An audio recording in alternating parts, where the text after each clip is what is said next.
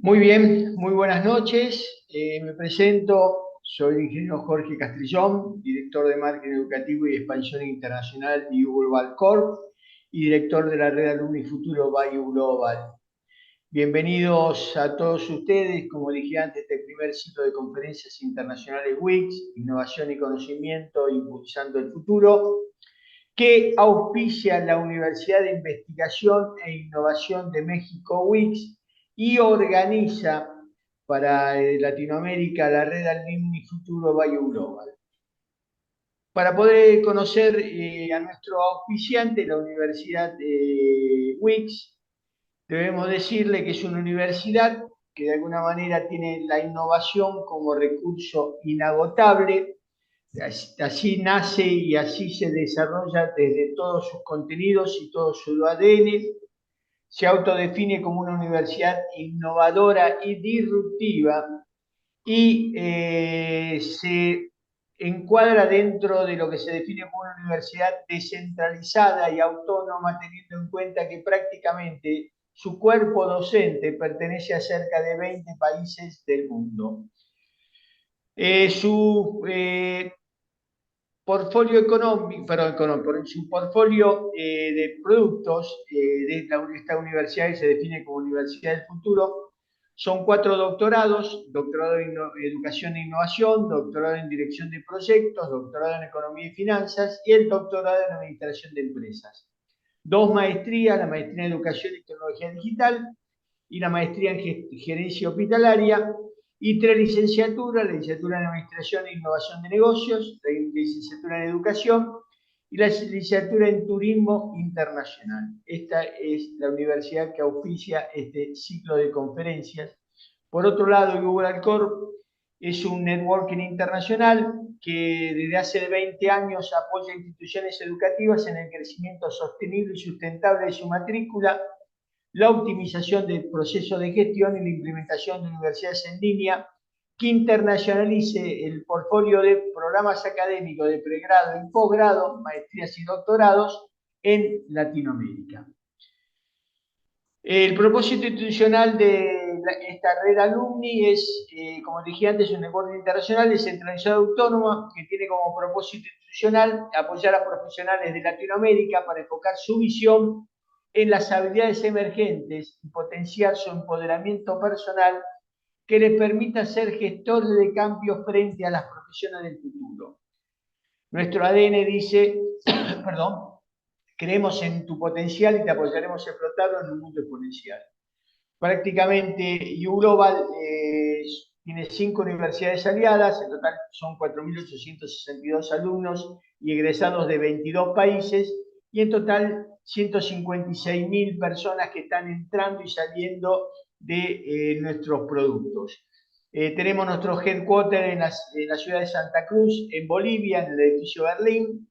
Tenemos sede en Santiago de Chile, en Quito, en Bogotá, en Puebla, México y en Miami.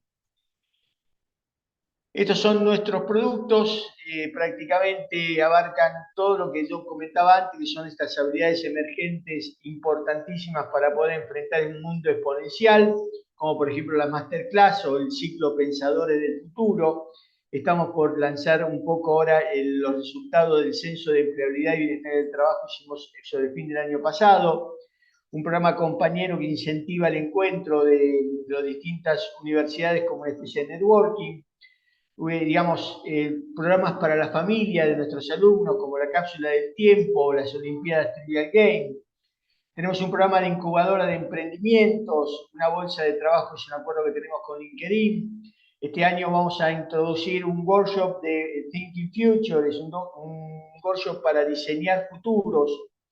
Generalmente nosotros hacemos una red de networking internacional para que se unan todos nuestros miembros de la red alumni.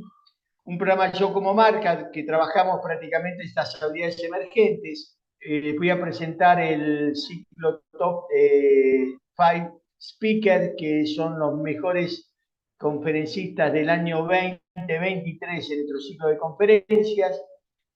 Y luego los 3 productos son un foro de innovación que vamos a hacer en el segundo semestre del año, un foro donde vamos a invitar a especialistas de distintos lados del planeta para poder debatir sobre cómo tenemos que trabajar con innovación para diseñar el futuro. El Hattex, que es un juego de roles que prácticamente lo hemos hecho el año pasado en Ecuador, esta vez lo vamos a hacer en Latinoamérica. Y por último, el Congreso Internacional de Marketing Educativo para apoyar a todas las instituciones educativas en todo lo que tiene que ver su crecimiento de matrícula y optimización de procesos. Y bien, ya presentado, voy a presentar a nuestro exponente del día de hoy, el doctor Omar Barragán Fernández, con su conferencia La política monetaria de México como factor de estabilidad financiera de país. Y para poder conocer a nuestro conferencista, voy a hacer una corta semblanza de él.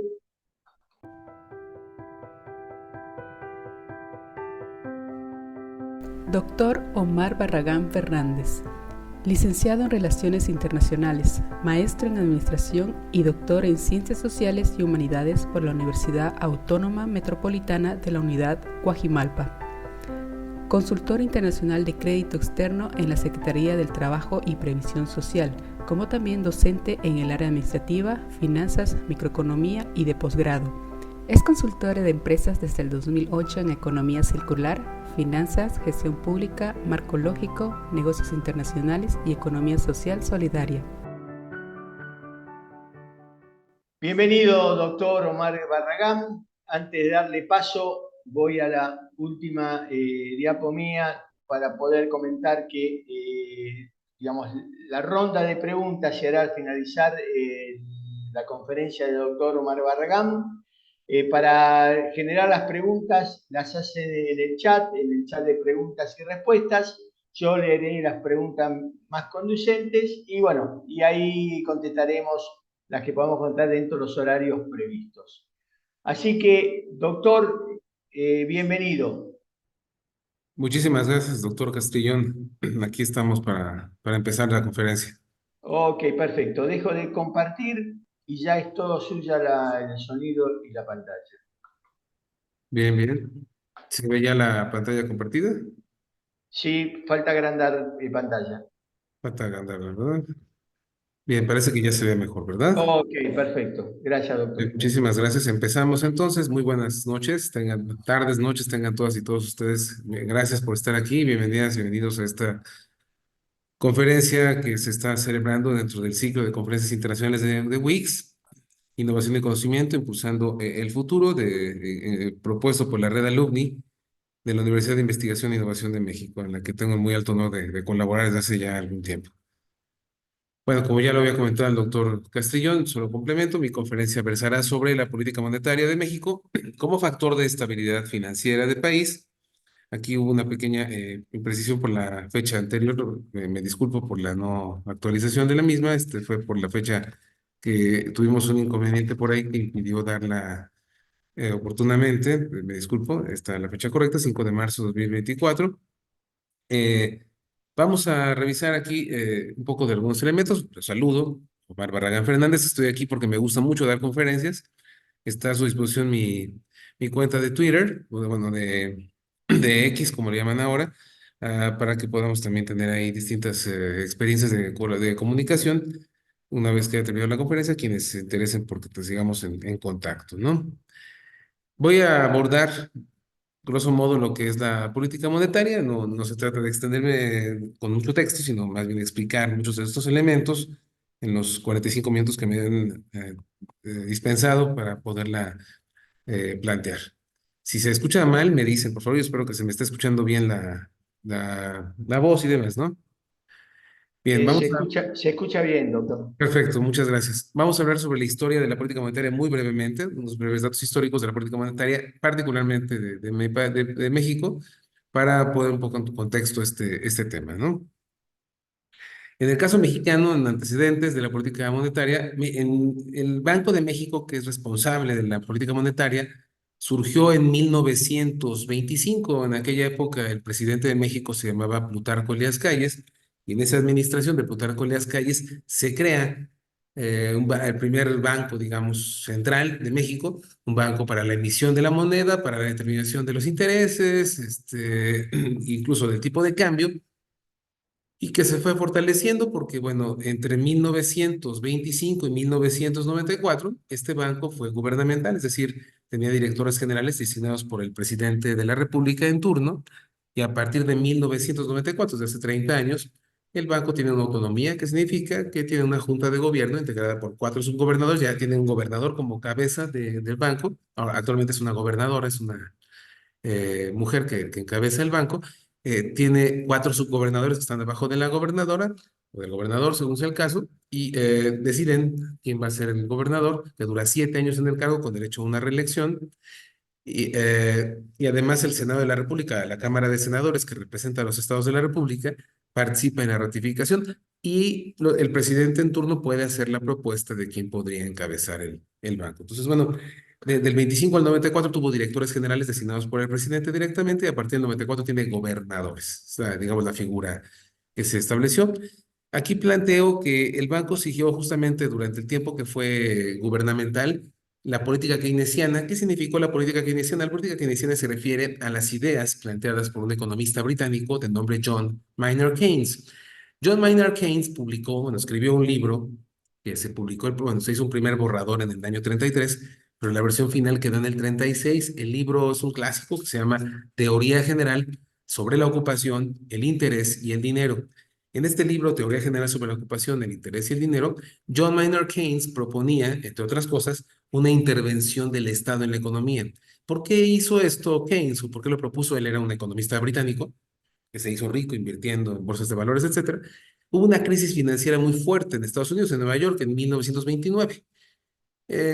Ante esa crisis, que había sido la consecuencia en muchos sentidos de la Primera Guerra Mundial, de una caída de la demanda en Europa, de una supremacía financiera de los británicos desde el siglo XVIII, tuvo un momento de crisis muy fuerte, y ante ello el gobierno de Franklin Delano Roosevelt, el gobierno del presidente Roosevelt, quería implementar una nueva realidad en la que las empresas tuvieran ciertos límites legales, hubiera una regulación a bancos, sobre todo a bancos y empresas, y la idea de nacionalizarlas, o más bien de regularlas y tener más instituciones públicas o más empresas públicas, eran ideas que se habían propuesto por John Maynard Keynes, y que de alguna forma el primer borrador del libro fue obtenido por Harry White, el economista norteamericano, que digamos, hizo un resumen del libro al presidente Roosevelt para que Estados Unidos fue el primer país que implementara un estatismo económico, es decir, un modelo de intervención del Estado en la economía, con mayoritariamente empresas públicas, con aranceles elevados, es decir, impuestos elevados sobre la importación de mercancías para generar un proteccionismo, es decir,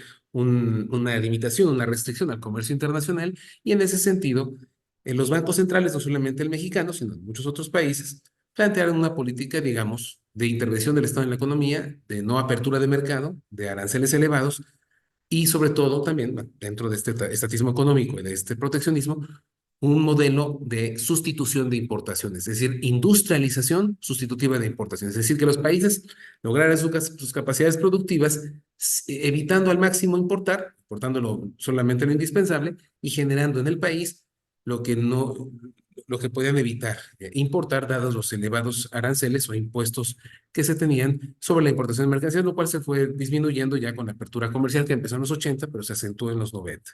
Por esa razón, el Banco de México planteó esta política keynesiana a la que aludo, al menos en México, durante el tiempo en que tuvo directores generales antes de obtener su autonomía de gestión en 1994, al final del sexenio de un presidente llamado Carlos Salinas de Gortari. ¿Cómo entendemos la estabilidad financiera? Pues la estabilidad financiera tiene puntos a favor y en contra, tantos puntos positivos como negativos. Veamos los puntos positivos, digamos, de la estabilidad financiera, que está relacionada ciertamente con una política monetaria adecuada, bien establecida, saludable y conveniente a los intereses de un país, y que la establece el Banco Central, en este caso, en el caso mexicano, el Banco de México, como ya lo hemos comentado previamente. Los puntos positivos es que garantiza o permite o pretende garantizar el poder adquisitivo del peso mexicano. Es decir, que en el caso de México, cualquier país del mundo, pero en el caso de México, que el poder adquisitivo, es decir, la capacidad de compra, es decir, la relación entre el ingreso y el gasto, respecto de la inflación, es decir, la relación entre los precios de las mercancías y el ingreso de las personas, genera un poder adquisitivo, lo que se puede comprar con lo que se tiene de dinero, considerando un salario mínimo referencial. Entonces, el poder adquisitivo de la moneda mexicana, a partir del control de la inflación, el incremento que suele ser generalizado y sostenido de precios, y del seguimiento del tipo de cambio, particularmente del que tiene que ver con el dólar de los Estados Unidos de América, que es, digamos, la moneda que desde 1945, cuando terminó la Segunda Guerra Mundial, se considera la divisa convertible por cualquiera otra en el mundo. No hay otra moneda que se convierta por todas las del mundo, salvo el dólar de los Estados Unidos, desde hace ya 79 años, desde el ya lejano 1945, cuando terminó la Segunda Guerra Mundial, y Estados Unidos se asumió como vencedor de la guerra, bueno, juntamente con Reino Unido y la Unión Soviética, pero bueno, en una posición occidental muy dominante, en la que planteó al dólar como moneda por encima de la libra esterlina y por encima de las demás, como una moneda convertible, y que del 45 al 73 la tuvo convertible a oro, a razón de $35 de onza Troy de oro, y a partir del 73, de hace 51 años, ese oro ya no se volvió oficialmente convertible por el dólar y se reemplazó por una moneda virtual del Fondo Monetario Internacional llamada Derecho Especial de Giro. ¿Por qué menciono el Fondo Monetario? Vamos a ver más adelante, porque el Fondo Monetario tiene una relación muy directa con los bancos centrales de 189 países miembros de este fondo, que se creó en el 45 y tiene su sede en Washington, la capital de los Estados Unidos de América. Y en ese sentido, esta moneda virtual, Derecho Especial de Giro, que solo está dentro de los estados financieros del Fondo Monetario Internacional, se encarga de estabilizar al dólar, al ser virtual, la primera moneda virtual de la historia, y al estar solamente en estados financieros, tiene la peculiaridad de que no se deprecia y es más cara que el dólar, y sirve para estabilizar el dólar en la medida en la cual los programas de ajuste financiero que entrega el Fondo Monetario Internacional a los países le permiten una convertibilidad respecto del dólar a este derecho especial de giro en términos de los financiamientos que da el Fondo Monetario, y que a su vez representa uno de los factores mayores para mantener la convertibilidad del dólar frente a las demás monedas desde el 73, cuando desapareció la convertibilidad oficial del dólar frente al oro. Bueno, entonces es importante entender esta parte, el seguimiento de tipo de cambio, especialmente respecto al dólar estadounidense, y por supuesto también el euro de la eurozona, que como seguramente ustedes lo saben, si no se los comento con mucho gusto, empezó a funcionar en 2002 como moneda en algunos países europeos. Empezó virtualmente en el 99, pero en 2002 entró ya físicamente. Actualmente el euro está en 20 de los 27 países de la Unión Europea. Recordando que Reino Unido, desde hace 3 años, en 2021, ya no pertenece a la Unión Europea porque tuvo un proceso llamado British Exit from European Union, o salida británica de la Unión Europea, abreviado Brexit, en el cual Reino Unido decidió salirse de este bloque regional, quedando en lugar de 28, 27 miembros, y de esos 27, 7 todavía no están eurizados, 20 sí, que son la eurozona dentro de la Unión Europea. Y entonces el euro de la eurozona, que está en 20 de los 27 países de la Unión, también se considera una moneda relevante, además del dólar, en la convertibilidad, por ejemplo, en este caso respecto del peso, pero también respecto de muchas otras monedas. ¿Cuáles serían los puntos negativos? Puede representar un riesgo de inestabilidad cambiaria, o más grave aún, incrementos desproporcionados en la tasa de interés. Es cierto, puede haber una inestabilidad cambiaria también fuerte, una variación que el mercado genere y que el gobierno no sea capaz de controlar, o el Estado a través del Banco Central no sea capaz de controlar, sobre todo en los países donde el Banco Central tiene autonomía. No todos los países del mundo tienen autonomía bancaria de Banco Central. México es uno de ellos. Hay países que no tienen Banco Central autónomo, pero bueno, aun cuando sea gubernamental o autónomo, eh, puede enfrentar momentos de inestabilidad cambiaria, incluso incremento de la tasa de interés, que podrían traducirse en inflación, que eventualmente sería importante. Por ejemplo, en México tenemos una inflación relativamente moderada de 5.5%, pero tenemos también una tasa de interés relativamente elevada de 11.25%, lo cual, con esa tasa de interés elevada y una inflación del 6%, esto permite un tipo de cambio muy estable, que actualmente ronda los 15 a los 17 pesos mexicanos por dólar estadounidense, y por supuesto una relación un poquito más alta, de 18 a 19 pesos por euro, ¿no? Vamos a ver la semaforización, es decir, estos elementos que tienen que ver con la estabilidad financiera con política monetaria, como distintos momentos que ha habido en esta historia un poco de la política, de la estabilidad financiera con política monetaria, o sea, cómo ha sido la relación entre la estabilidad financiera de México con su política monetaria en tres momentos específicos: el color verde, que ha sido del año 2000 hasta la actualidad, los últimos 23, casi 20, bueno, 23 años. Ya este es el año 24, el amarillo, que sería del 94 al 2000, y el rojo, que fue sin duda de 1982 a 1988. Veamos. En el verde, que ha sido los últimos 23 años, casi 24, la política monetaria implementada por el Banco de México ha creado condiciones propicias para el crecimiento económico sostenido. Es decir, ha habido un crecimiento económico importante. Este crecimiento económico se mide por el crecimiento del Producto Interno Bruto, que el Producto Interno Bruto nos mide los bienes que se producen, los servicios que se prestan, así como las obras que se construyen y remodelan.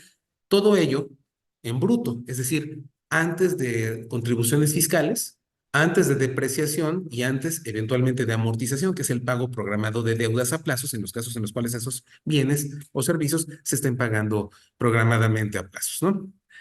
Ese sería el bruto y que considera las importaciones solo cuando esas importaciones son para producir y vender dentro del país. Entonces, si esa importación de bienes es para que yo produzca algo que voy a vender dentro del país, esas importaciones sí se contemplan dentro del Producto Interno Bruto. Si es una importación para comercialización o exportación, no cuentan en Producto Interno Bruto, sino en todo caso en la balanza de pagos.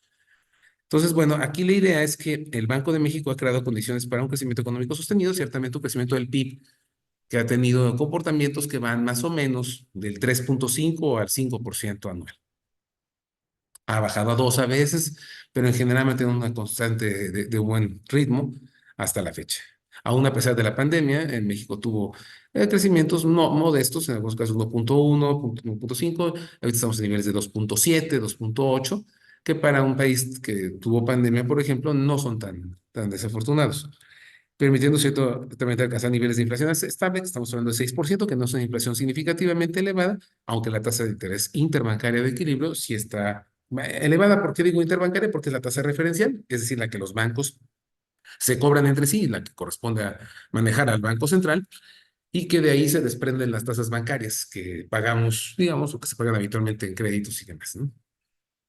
Entonces tenemos, digamos, una situación verde, en ese sentido, estamos en una semaforización adecuada, pero hubo focos amarillos y rojos. México tuvo un amarillo en el sexenio de Ernesto Zedillo Ponce de León, que fue presidente del 94 al 2000. El verde, que es del 2000 al actual, abarca los gobiernos de Vicente Fox, Felipe Calderón Hinojosa, Enrique Peña Nieto y Andrés Manuel López Obrador. Pero en el caso de Ernesto Zedillo, que gobernó del 94 al 2000, la política monetaria implementada por el Banco de México ha creado condiciones propicias para el crecimiento económico relativo, o sea, relacionado con determinados indicadores, permitiendo alcanzar niveles de inflación un tanto estables y no tan bajos. Es decir, México tuvo una crisis financiera muy fuerte a fines del 94, principios del 95, y esta crisis financiera muy fuerte ocasionó que México tuviera una desinversión, lo que algunos llaman fuga de capitales, que yo prefiero llamar desinversión, es decir, que los inversionistas retiraron sus inversiones de México.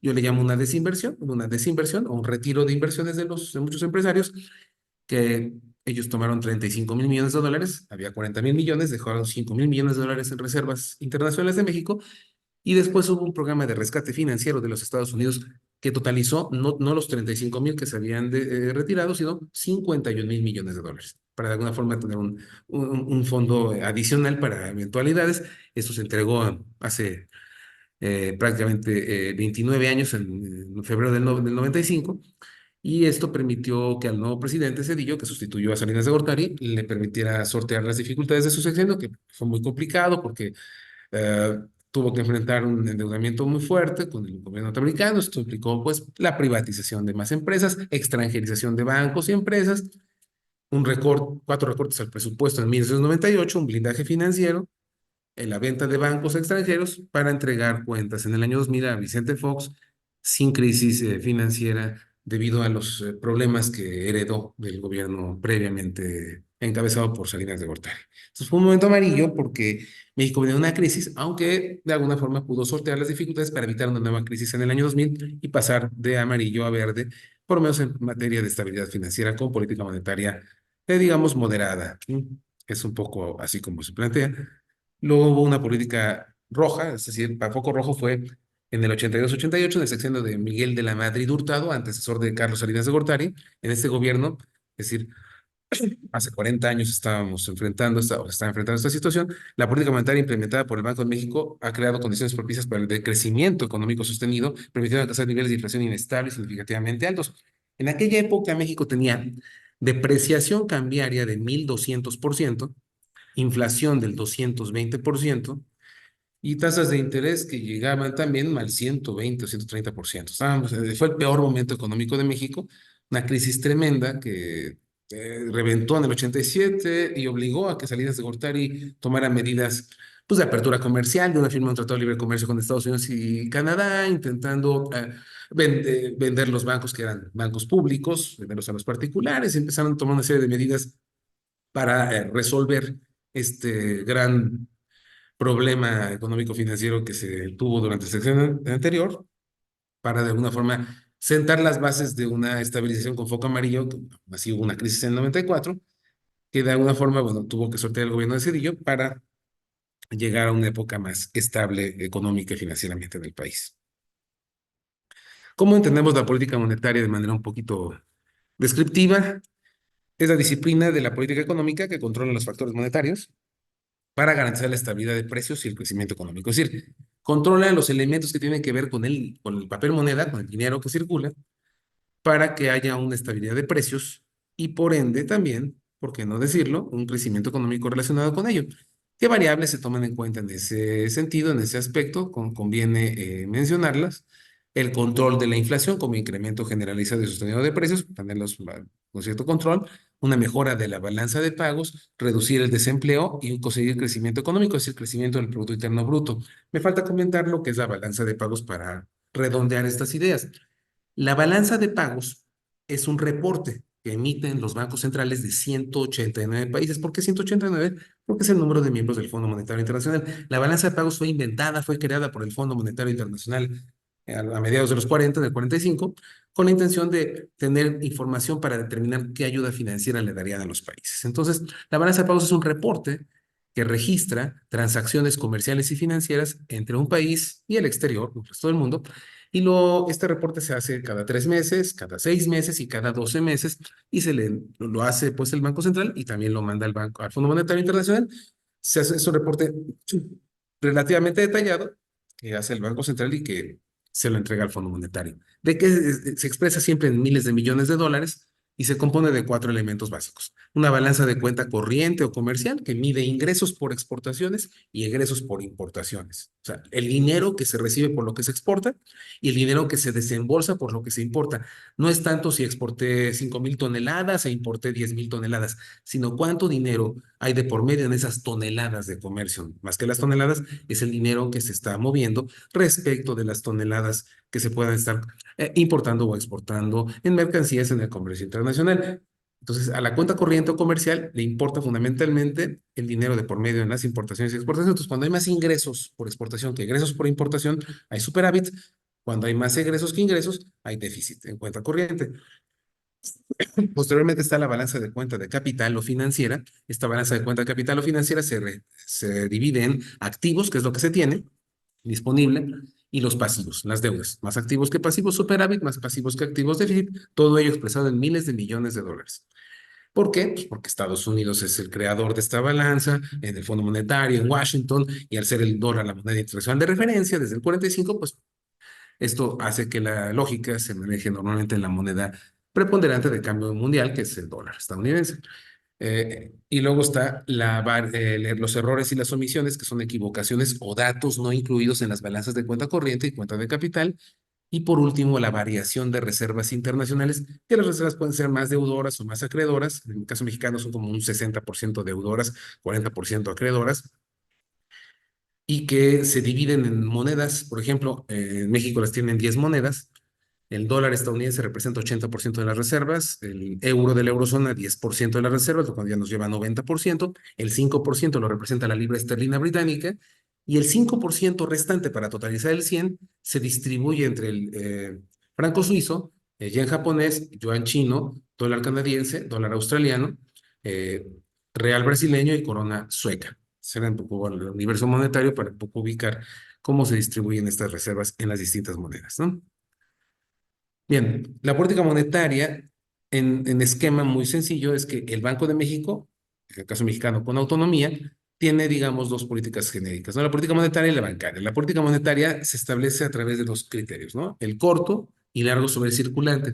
El circulante es el número de billetes, número de piezas de billetes y monedas que circulan en el país y que se disponen a través de la banca múltiple, al sistema de cuentas bancario.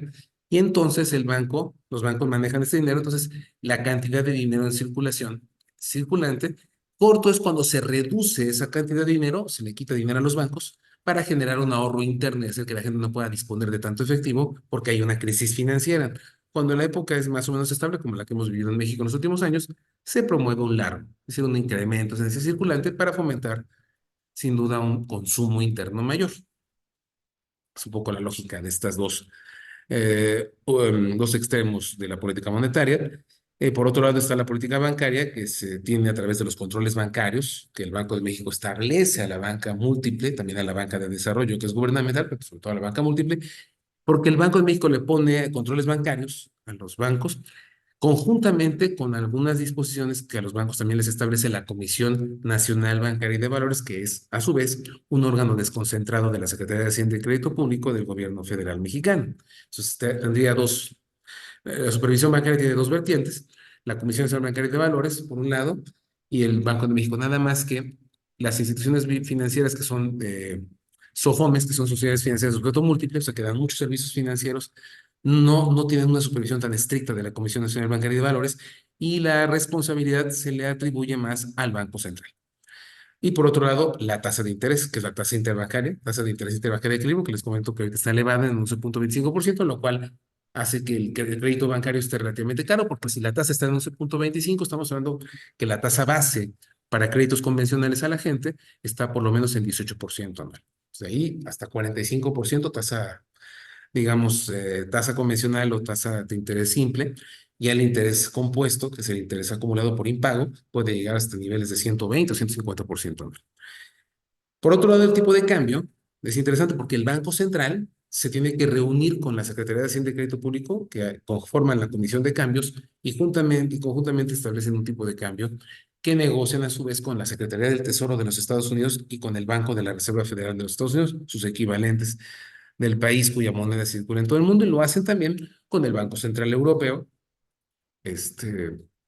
en la eurozona. Digamos, para poner un poco en contexto estas labores y atribuciones a las que me estoy refiriendo. Ya habíamos comentado la balanza de pagos, la retomamos aquí. Tenemos BCC, que es balanza de cuenta corriente, ya lo había comentado, o comercial. BCDC, cuenta de capital o financiera, EIO, errores y omisiones, y agregaríamos ciertamente la variación de reservas internacionales que ya había comentado. Aquí están ingresos por exportación mayores a los egresos por importación, sería un superávit, pero cuando los ingresos por exportación son inferiores a los egresos, tenemos un déficit. Igual, tenemos más activos que pasivos, superávit, menos activos que pasivos, déficit en cuenta de capital. Y bueno, los errores y las omisiones, que son equivocaciones, son datos no incluidos tanto en la balanza de cuenta corriente como en la balanza de cuenta de capital.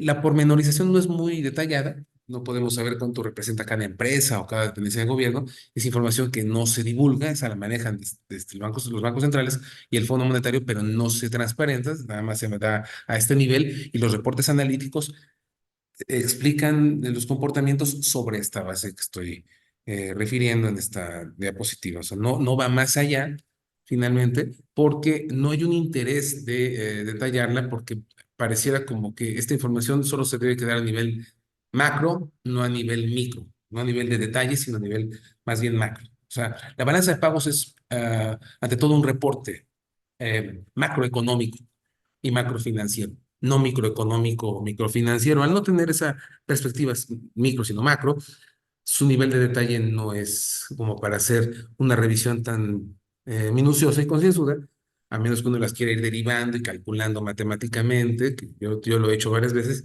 Incluso en mi tesis de maestría lo llegué a hacer, me tomó 8 meses hacer una desagregación para yo explicarme algunos elementos de cómo se estaban comportando las micro, pequeñas y medianas empresas en relación con esta balanza de pagos. No obstante, es un reporte interesante, o sea, no es descartable. Sin embargo, hay que apuntar que no tiene el suficiente desglose como para que uno pueda tomar decisiones tan detalladas y analíticas que pudieran motivar que dijéramos, por esta razón el Fondo Monetario debe intervenir. Bueno, a nivel general podríamos decir que por esos factores de déficit o superávit, convendría cierta acción del Fondo Monetario, pero más allá de eso no sabríamos, porque incluso los reportes analíticos no van más allá y explican todo respecto de este nivel macro de detalle, que es un nivel pues, bajo de detalle, sin lugar a dudas. Pero bueno, así es como se maneja, ¿no? Ahora, la política monetaria de México a nivel mundial, aquí tenemos un poco el contexto. El Banco de México, nuestro país, hay otros 188 bancos centrales, porque el Fondo Monetario lo aglutina a 189 bancos centrales, 189 países. El Fondo Monetario está en Washington, la capital de los Estados Unidos, y es la que establece todos estos elementos monetarios. Pero existe otro organismo muy importante que se ubica en Basilea, en Suiza, en Europa. Este organismo se llama, bueno, aquí están las siglas en inglés. Las siglas que vemos aquí significan Bank for International Settlements.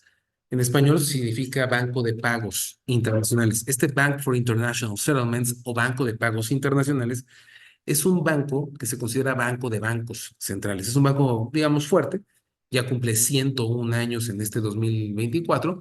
Actualmente el titular de este banco es un mexicano, Agustín Carstens. Agustín Carstens, desde enero de 2018, es titular del Banco de Pagos Internacionales en Basilea. Él estuvo al frente del Banco de México aquí en el país antes de eso, y antes del Banco de México fue secretario de Hacienda del gobierno federal.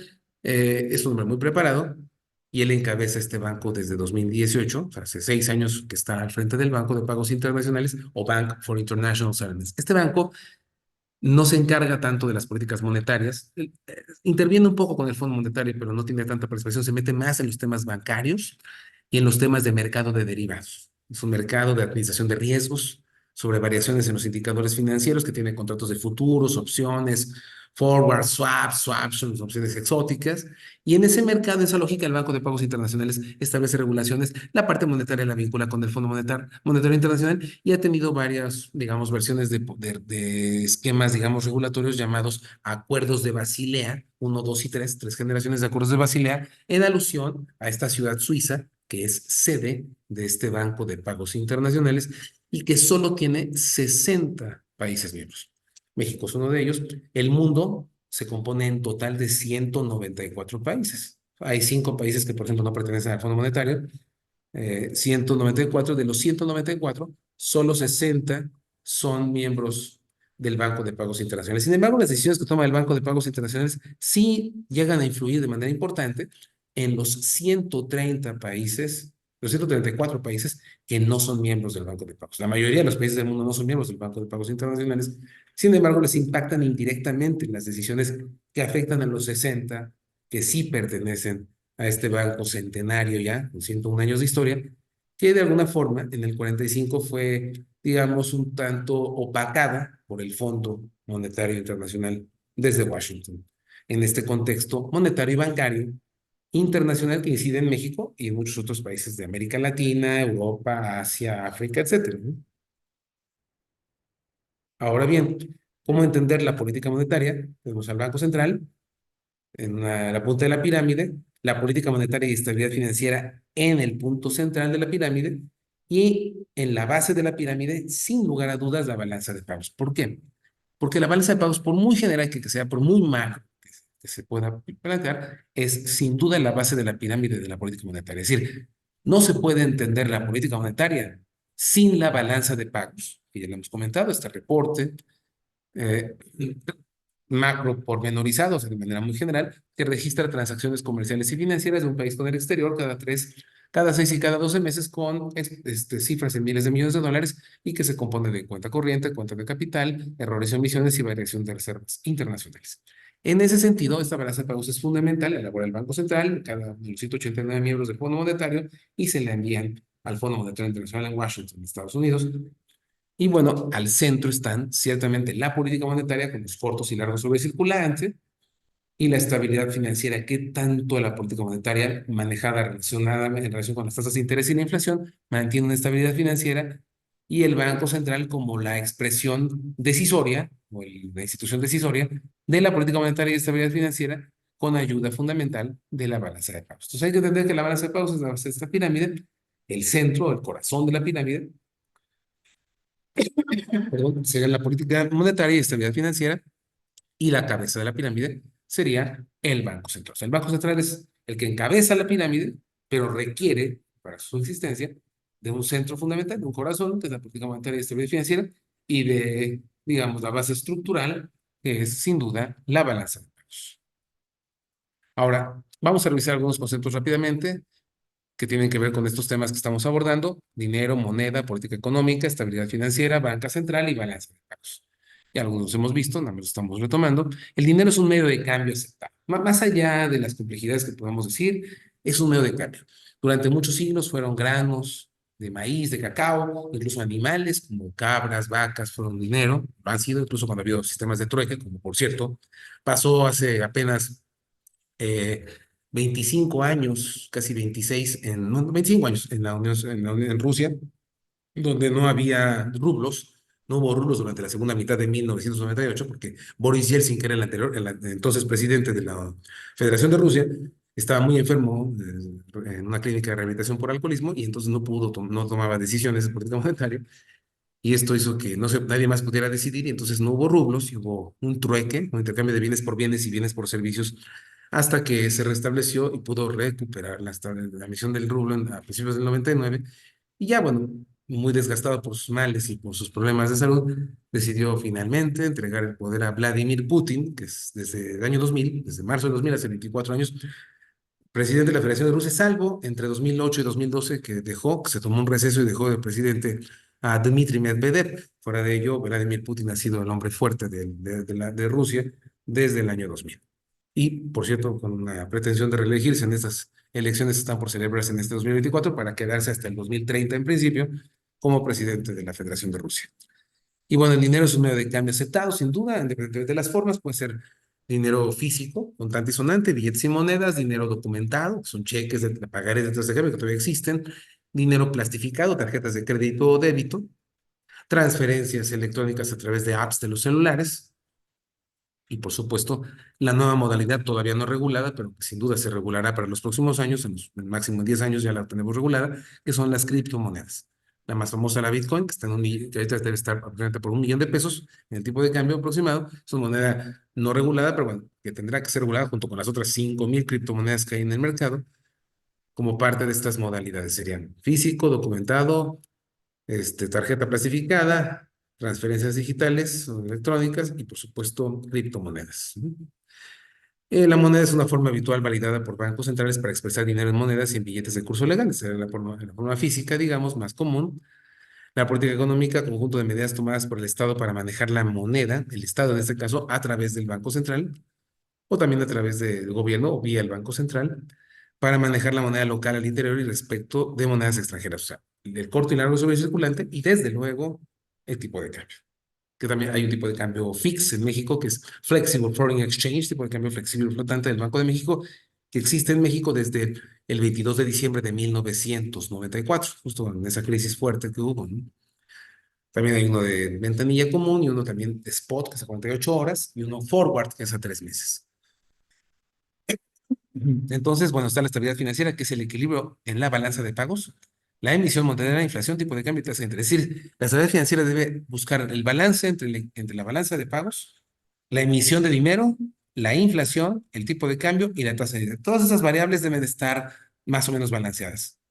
La balanza de pagos, de emisión de dinero, la inflación, una emisión de dinero relativamente moderada, una inflación moderada, un tipo de cambio no muy elevado y una tasa de interés también controlada. En el caso mexicano, salvo la tasa de interés, que está un poco elevada, las demás variables están más o menos controladas. La balanza de pagos ha tenido déficits, aunque no ha sido constante, ha habido también momentos de superávit.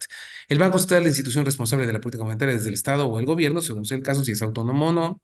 Y la balanza de pagos, ya comentamos, que es el reporte que registra transacciones comerciales y financieras de un país con el exterior cada 3, cada 6, cada 12 meses.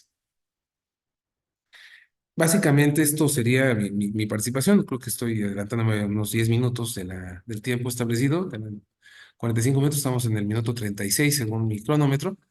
Pero bueno, aquí está mi correo electrónico y aquí está mi ex o mi Twitter a su disposición. Suelo consultar más mi correo electrónico que mi ex, entonces de todos modos el ex también está a su disposición, pero mi correo electrónico, por supuesto, y quedo a sus órdenes. Muchísimas gracias. Muchas gracias, doctor Barragán. Excelente presentación. Acá hay una pregunta del señor Byron Baez, donde nos pregunta, ¿la política monetaria es una condición sine qua non para que exista estabilidad financiera o hay otras herramientas que pueden reemplazarla para adquirir esa estabilidad? Claro, con mucho gusto. La política monetaria, per se, en términos del control de la emisión de dinero, es necesaria para estabilizar las finanzas porque se supone que si las cuentas y los manejos son en la moneda de curso legal, la política monetaria permite ponerle límites y posibilidades y restricciones a la circulación de dinero para determinar la estabilidad financiera con las variables que ya habíamos comentado. Si me regreso un poquito a la diapo anterior para dar un poco de referencia, no sé si puedo regresarme. Y formás parte de cuidarte más. No me deja. A ver. Ay, Dios. Déjenme bajarme a la penúltima diapositiva, a la que estábamos comentando, porque es una pregunta muy pertinente y muy interesante. Miren, si bien es cierto que la estabilidad financiera está ligada con la balanza de pagos, emisión monetaria, inflación, tipo de cambio y tasa de interés, la emisión monetaria per se es muy importante para mantener lo que se conoce como un efecto Fisher. El efecto Fisher es el efecto que un economista de apellido Fisher planteaba sobre el hecho de que debe haber una relación directa entre inflación, tipo de cambio y tasa de interés. O sea, las tres variables que para Fisher son esenciales que deben mantenerse equilibradas o balanceadas entre sí y que las considera inevitablemente conectadas son inflación, tipo de cambio y tasa de interés. Es decir, para Fisher, la emisión monetaria no es fundamental y él es uno de los grandes referentes de las finanzas internacionales junto con Zbigniew Kosikowski, que es un gran autor polaco que ha escrito sobre temas financieros internacionales y que han concluido ambos que no necesariamente la emisión monetaria, la política monetaria, influye, sino más bien un equilibrio entre inflación, tipo de cambio y tasa de interés, asumiendo que el tipo de cambio tiene elementos monetarios, pero como el tipo de cambio está relacionado con las divisas y no tanto con la emisión, sino con la oferta, es decir, con la subasta de monedas extranjeras, el hecho de cuántas monedas vendo, es una política monetaria indirecta, donde yo vendo moneda nacional moneda extranjera para estabilizar mi moneda nacional. Por ejemplo, el Banco de México, para estabilizar el peso mexicano respecto del dólar, vende dólares para recuperar pesos, hace subastas, vende 100 millones de dólares por día durante varias semanas para estabilizar el tipo de cambio. Se llama una medida de contención cambiaria. Si esa no funciona, recurre a la segunda medida de contención cambiaria, que es el incremento de la tasa de interés. Si ninguna de estas dos funciona, recurre a la contratación de futuros sobre tipo de cambio en el mercado de derivados y si de plano no funciona ninguna de esas tres, recurre a la subasta de futuros o de coberturas de riesgo en el mercado de derivados. Pero bueno, estas medidas son sobre contención cambiaria, no sobre emisión de dinero.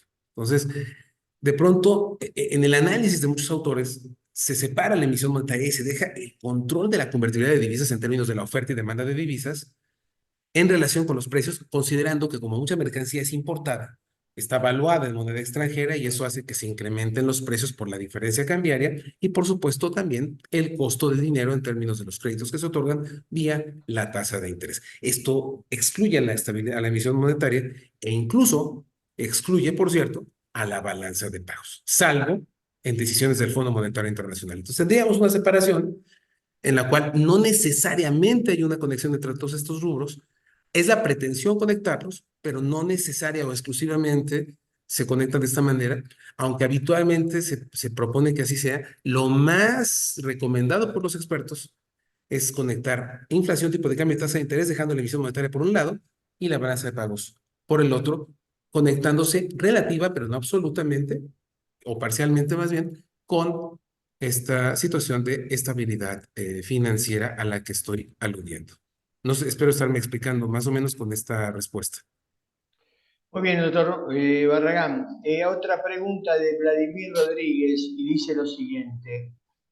Quisiera consultar si consideramos al FMI como supervisor en el tema de bancos centrales y la divide la pregunta en dos. Dice, uno, ¿Qué incidencia tiene esta regulación en la emisión de deuda de los Estados Unidos, actualmente de 33 trillones?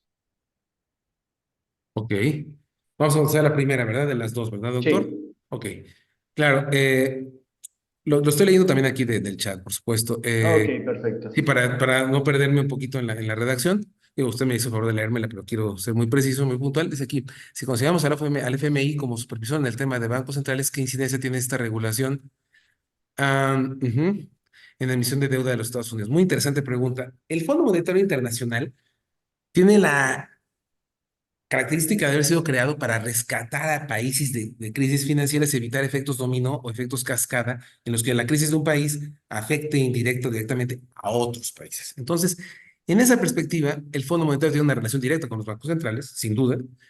Eh, no es un supervisor de los bancos centrales por completo, es un supervisor de las balanzas de pagos de los bancos centrales, de la asignación de recursos para la posterior generación de reservas deudoras. Me explico. Celebra asambleas anuales donde se generan votos para iniciativas que establecen el Fondo Monetario y cada voto hay que pagar $100,000 y se va acumulando un dinero. Entonces los países que tienen menos recursos reciben hasta 10 veces lo que aportaron, las 9 veces que no aportan las obtienen de excedentes de los países más ricos que aportan más al Fondo Monetario en votos en las asambleas y que influyen sobre decisiones del Fondo Monetario. En ese sentido, en ese aspecto, sí hay una injerencia con los bancos centrales, pero hay otros aspectos bancarios que tienen relación, como les comentaba, con el Banco de Pagos Internacionales, aunque la parte monetaria es mucho más determinante que la parte bancaria en esa comparativa entre el Banco de Pagos Internacionales y el Fondo Monetario con los bancos centrales.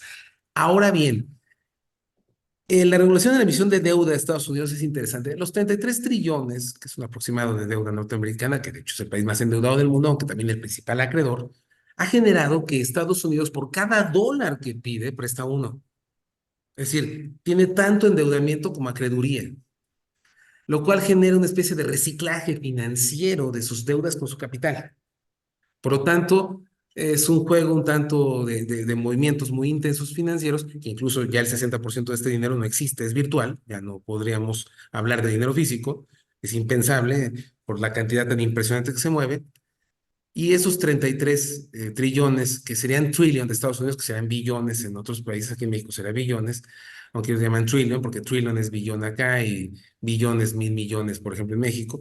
Pero más allá de estas conversiones, lo interesante es que esta deuda no es que se pretenda pagar, sino que el Fondo Monetario presta a los países en crisis para de alguna forma con las amortizaciones pagar parte de esa deuda, sobre todo en países como Grecia, como Chipre, cuya deuda es del 200% del PIB. Es increíble, hay países que tienen una deuda que es el doble de su producción. México tiene una deuda del 50% del PIB, es mucho más baja. Pero países con 200% de deuda como proporción del PIB, bueno, pues es impagable. Y sin embargo, se generan muchos instrumentos de deuda que, por cierto, parte de esos instrumentos de deuda se invierten como bonos de largo plazo en el mercado de valores a través del mercado de capitales donde entra la deuda de largo plazo. Un poco para para explicar esta parte. Ahora, el Fondo Monetario no es que pretenda pagar los 33 millones de deuda de Estados Unidos, sino que más bien recicla el dinero y parte de los 33 trillones los mueve a través de préstamos del Fondo Monetario con las aportaciones de los mismos países a los que les debe Estados Unidos. Entonces, hay un movimiento, digamos, de dinero donde no hay una pretensión de pagar la deuda, sino de reciclar el dinero para que esté recirculando y se mantenga en movimiento y eso garantice la presencia permanente del dólar como moneda internacional de referencia y de Estados Unidos como un principal, como un gran acreedor, aunque también sin duda como un espectacular deudor, ¿no? Así lo diría yo. No sé si me logro explicar, espero que sí. Ok, bien. Vamos a otra pregunta que la dice Natacha Fierro Jaramillo. ¿No será también la de Vladimir, la de cómo afecta esta deuda? ¿O ya no la contó? Eso, como usted quiera, doctor. Sí, me gustaría contestar la segunda pregunta. ¿Cómo afecta Bueno, esta deuda a la estabilidad financiera, ya que el dólar es la moneda de intercambio fundamentalmente en ok. Latinoamérica? El dólar es moneda de intercambio en todo el mundo, no únicamente en América Latina. Es una moneda de intercambio en todos los países por esta situación de que Estados Unidos se asumió ganador de la Segunda Guerra Mundial y penetró con el dólar a través del Fondo Monetario y de otros organismos como el Banco Mundial a nivel mundial. Ciertamente uno lo centra en América Latina, pero no solamente es LATAM, es el resto del mundo, África, Asia, etcétera, Oceanía, etc., tienen al dólar como moneda de intercambio por encima del euro. Eh, entonces, esta deuda de la estabilidad financiera, obviamente es una deuda de inestabilidad, pero como Estados Unidos recicla el dinero y lo mueve a través de los financiamientos del Fondo Monetario, mantiene un esquema donde la deuda finalmente se recicla a través de acreeduría y al final de cuentas, este sobreendeudamiento todavía no le afecta a Estados Unidos. El problema es cuando de pronto estos acreedores ya no tengan la presencia que tienen al ser sustituidos por otros o que de pronto haya nuevos detentores monetarios como China u otros países con monedas que tengan fuerza por encima del dólar o que puedan reemplazar al dólar. Ahí sí podría venir una debacle norteamericana porque ya no circularía el dinero de la misma manera y esto podría plantear un declive significativo que, por cierto, no es muy descabellado ni muy distante pensar en un declive norteamericano en los próximos 15 o 20 años. Obviamente no sería 20 años que de pronto se derrumbe, sino que sería un declive gradual que se empezaría a ver relativamente y en los siguientes años más marcadamente, ¿no? Pero bueno, seguimos adelante. Muy bien. Natalia Fierro Jaramillo, la pregunta que sigue es, ¿cómo puede la política monetaria influir de manera más efectiva la circulación de dinero para fomentar el crecimiento económico inclusivo y mitigar las desigualdades sociales? Muy buena pregunta. Lo primero que hay que hacer es desvincularnos del dinero físico y empezar a pensar en nuevas modalidades del dinero. Pasar del dinero físico al dinero virtual y pensar en regular las criptomonedas para generar nuevas alternativas monetarias. Porque el dinero físico, aunque se recicle, finalmente, históricamente, ha generado sacrificio de muchas cosas. ¿Qué sacrificio? Pues como se hace con celulosa de árboles y las monedas se hacen con extracción mineral, pues obviamente han generado ciertas afectaciones ambientales a lo largo del tiempo, aunque se reciclen. Entonces, tenemos un problema de que el dinero físico no alcanza para todas las personas. En México hay comunidades que no tienen acceso a pesos mexicanos y han tenido que crear sus monedas. En Oaxaca crearon, por ejemplo, Wellcoins, como una virtual. En Tlaxcala crearon túmines ante la imposibilidad de acceder a pesos. Digo, nada más pongo como ejemplo, ¿no? Casos extremos, pero reales y existentes. Entonces, yo diría que la política monetaria tiene que buscar alternativas monetarias tecnológicas para acercar a la gente a modalidades de dinero nuevas, que estimulen la circulación de dinero, que a su vez apoyen proyectos micro, sobre todo proyectos que yo llamo de, más que microempresariales, yo llamo de economía social solidaria, donde haya proyectos autogestivos de cooperativas y otros esquemas de economía social solidaria para ayudar a las comunidades más marginadas y pobres rurales. Y por supuesto, esto contribuya ciertamente a mitigar esas desigualdades, haciendo que las comunidades se fortalezcan con esquemas autogestivos. Cuando digo autogestivos, quiero decir que no esperen forzosamente una asignación presupuestal gubernamental, sino que aprendan a generar sus propios recursos con supervisión y ayuda, y eventualmente créditos más baratos, pero sobre todo que tengan apoyos que no necesariamente sean financieros, y son financieros que se les dé, pues, que no sean a través de las microfinancieras, que por cierto cobran más intereses las microfinancieras que las financieras convencionales, y que se creen más instituciones de banca social para apoyar estos proyectos y generar crecimiento autogestivo para el desarrollo de las comunidades. Yo lo veo de esa manera. Muy bien. Vamos a una última pregunta. Acá comenta, doctor, los analistas económicos comentan que al cierre del trienio se puede dar una devaluación, ya que el gobierno se acabó el poco, mucho dinero que había para los programas sociales. ¿Podríamos vivir lo de 1994? Bien, los programas sociales, sí, es cierto, hay un problema. Los programas sociales, como son asistencialistas, no generan productividad. Como no generan productividad, no hay regeneración de dinero. Al no haber regeneración de dinero, hay un desembolso que no tiene recuperación como tal, porque si esto lo relacionamos incluso con una política fiscal que no ha aumentado la base de contribuyentes, ni tampoco la base gravable, si los porcentajes de impuestos que se cobran, ni los impuestos que se cobran, y tampoco el número de personas que los pagan, entonces tenemos un problema sistémico en el cual los programas asistenciales no están generando productividad, no hay reforma fiscal, y esto Entonces trae como consecuencia un problema que no se va a ver en esta transición de 2024. Yo estimo que esto se va a ver más hacia 2027, a mitad del siguiente gobierno, gane quien gane, porque se va a tener la consecuencia de políticas, digamos, que en este caso han incurrido, por ejemplo, en el caso del año actual, en un sobreendeudamiento del gobierno mexicano, había un endeudamiento significativo en este 2024. El nivel de deuda para el presupuesto 2024 es el más alto en 20 años. Eso es importante porque el nivel de endeudamiento relacionado con programas sociales no productivos y que los proyectos productivos del gobierno, como sus obras civiles, como las obras públicas, como el Tren Maya, el aeropuerto de Dos Bocas, la refinería de Dos Bocas, el aeropuerto Felipe Ángeles, etcétera, no han dado los resultados esperados. Obviamente, tenemos un problema más allá de que se deprecie. Yo ahí precisaría que no es una devaluación, porque la devaluación la decide el gobierno. El peso frente al dólar sería una depreciación. Podríamos llegar de este superpeso de 17 por dólar, podemos llegar eventualmente, si las cosas no se encontraran, a 25 o 30 pesos por dólar. Tampoco creo que llegaríamos a los niveles de Argentina de 200 pesos por dólar, pero sí llegaríamos a niveles probablemente de 30, 35 pesos por dólar si no se toman medidas entre 2025 y 2026, es decir, los primeros 2 años de la siguiente administración, en términos de una política más mesurada, una política financiera más responsable, una política de gasto más adecuada y sobre todo el inicio de generación de proyectos productivos, porque si no, tenemos un grave problema de que el endeudamiento y la falta de productividad generen un lastre que sí lleva al traste a una crisis financiera ligada con una depreciación cambiaria. Bueno, muy bien. Ya vamos llegando al final. Le pido por favor si puede dejar de compartir, le agradecería. Claro que sí. Vamos. Bien, ok. Voy a compartir entonces.